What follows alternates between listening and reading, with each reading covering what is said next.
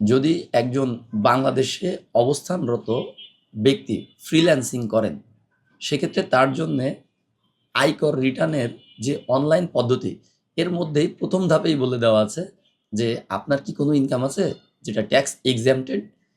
তো বাংলাদেশে বর্তমান যে বিদ্যমান আইন, আয়কর আইন ২০২৩, তার শিডিউল 6 এর ফার্স্ট প্যারায় বলে দেওয়া আছে, ফার্স্ট পার্টে বলে দেওয়া আছে যে আপনার জন্য কোন, কোন আয়গুলো আয়কর মুক্ত।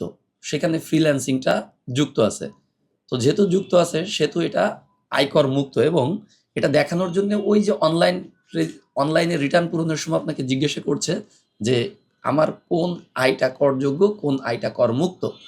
তো যেহেতু আমি এটা ঘোষণা দিয়ে দিচ্ছি যে আমার করমুক্ত, সেহেতু শুধুমাত্র অনলাইন রিটার্নের ওই পেজটাতে হ্যাঁ পূরণ করে আসলেই হচ্ছে, এবং পরবর্তী সময়ে যে তথ্যগুলো চাইবে যে আপনার কোন চ্যানেলে আসছে, কোন ব্যাংকিং চ্যানেলে আসছে কিনা, বা কোন মাধ্যমে আসছে, ওই মাধ্যমটার ব্রাঞ্চ কোনটা, কত অ্যামাউন্ট আসছে বার্ষরিক, এইভাবে পূরণ করে দিলেই চলে আসবে।